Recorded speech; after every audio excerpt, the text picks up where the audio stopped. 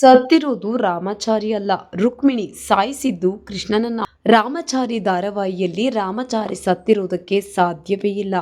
ರಾಮಚಾರಿ ಬದಲಾಗಿ ಪ್ರಾಣ ಬಿಟ್ಟಿರೋದು ಕೃಷ್ಣ. ಅಂದ ಹಾಗೆ ಅದು ಹೇಗೆ ಅಂತೀರಾ? ಪೂರ್ತಿ ಡೀಟೇಲ್ಸ್ ವಿಡಿಯೋದಲ್ಲಿದೆ, ಸ್ಕಿಪ್ ಮಾಡಬೇಡಿ, ಪೂರ್ತಿ ನೋಡಿ. ಹೇಳಿ ಕೇಳಿ ಧಾರಾವಾಹಿಯ ಹೆಸರೇ ರಾಮಚಾರಿ. ಸೀರಿಯಲ್ ಹೀರೋ ಸದ್ಗುಣ ಸಂಪನ್ನ ರಾಮಚಾರಿ ಸುತ್ತವೇ ಕತೆ ಸಾಗುತ್ತಿರುವುದು. ಅಂದ್ಮೇಲೆ ರಾಮಚಾರಿ ಸಾಯೋಕೆ ಸಾಧ್ಯವೇ?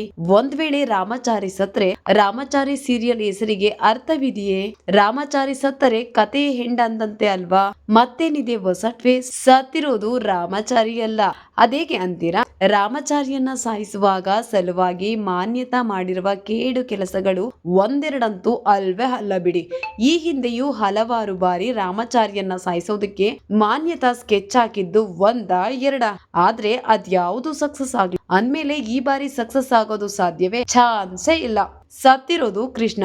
ರಾಮಚಾರಿ ಹಾಗೂ ಕೃಷ್ಣ ಅವಳಿ ಜವಳಿ ಮಕ್ಕಳು. ನೋಡೋಕೆ ಒಂದೇ ತರಹ ಇದ್ದಾರೆ. ಹುಟ್ಟು ಹಬ್ಬದ ದಿನ ರಾಮಚಾರಿ ಹಾಗೂ ಕೃಷ್ಣ ಒಂದೇ ರೀತಿ ಟಿ ಶರ್ಟ್ ಧರಿಸಿದ್ರು. ಹೀಗಾಗಿ ಕೊಲೆಗಾರರಿಗೆ ರಾಮಚಾರಿ ಹಾಗೂ ಕೃಷ್ಣ ಮಧ್ಯೆ ವ್ಯತ್ಯಾಸನೇ ಗೊತ್ತಾಗ್ಲಿಲ್ಲ. ರುಕ್ಮಿಣಿ ಅಂತೂ ರಾಮಚಾರಿಯನ್ನ ಸಾಯಿಸುವ ಧಾವಂತದಲ್ಲಿ ತನ್ನ ಪತಿಯ ಬಗ್ಗೆ ಯೋಚನೆಯನ್ನೇ ಮಾಡದೆ ಬಿಚ್ಚಿಬಿಟ್ಲು. ಇಷ್ಟು ದಿನ ರಾಮಚಾರಿ ಧಾರಾವಾಹಿಯನ್ನ ಬಿಟ್ಟು ಬಿಡದೆ ನೋಡ್ತಿದ್ದ ವೀಕ್ಷಕರು ಅವರ ಪ್ರಕಾರ ಸತ್ತಿರೋದು ರಾಮಚಾರಿ ಅಲ್ಲ, ಕೃಷ್ಣ. ಸೂಚನೆಗಳು ಸಿಗ್ತಿವೆ. ಚೂರಿಯನ್ನ ಹಿಡಿದು ರುಕ್ಮಿಣಿ ಬಂದಾಗ ಶಾಕ್ ಆಗಿದ್ದು ಕೃಷ್ಣನೇ, ರಾಮಚಾರಿ ಅಲ್ಲ. ಕೊಲೆಗಾರರ ಸಂಭ್ರಮಾಚರಣೆ ಶುರುವಾಗಿದಾಗಿನಿಂದ ಕೃಷ್ಣನ ಫೋನ್ ಸ್ವಿಚ್ ಆಫ್ ಆಗಿದೆ. ಅಂದ್ಮೇಲೆ ಕೊಲೆಗೀಡಾಗಿರೋದು ಕೃಷ್ಣನೇ ಅಲ್ವಾ? ಅದು ಜಾತಕದಲ್ಲೇ ಇದೆ. ರಾಮಚಾರಿ ಕೃಷ್ಣ ಟ್ವಿನ್ಸ್ ಆಗಿರಬಹುದು, ಆದರೆ ಜಾತಕದಲ್ಲಿ ಒಂದು ಆಘಾತಕಾರಿ ಅಂಶ ಇದೆ. ಅವಳಿ ಜವಳಿ ಆಗಿದ್ದರೂ ರಾಮಚಾರಿ ಕೃಷ್ಣ ಒಟ್ಟಿಗೆ ಇರೋದಿಲ್ಲ ಎಂಬ ಅಂಶ ಜಾತಕದಲ್ಲೇ ಇದೆ. ಇದೇ ಕಾರಣಕ್ಕೋ ಏನೋ ಚಿಕ್ಕ ವಯಸ್ಸಿನಲ್ಲೇ ಜಾತ್ರೆ ವೇಳೆ ಕೃಷ್ಣ ತಪ್ಪಿಸಿಕೊಂಡು ಬೇರೆಡೆ ಬೆಳೆದ. ಮಾನ್ಯತಾ ಕೃಪೆಯಿಂದ ಕೃಷ್ಣ ವಾಪಸ್ ಮನೆ ಸೇರಿದರು. ಈಗ ಅದೇ ಮಾನ್ಯತಾ ದೆಸೆಯಿಂದ ಕೃಷ್ಣ ಪ್ರಾಣ ಬಿಡುವ ಹಾಗಿದೆ. ರುಕ್ಮಿಣಿ ಏನ್ ಮಾಡ್ತಾಳೆ?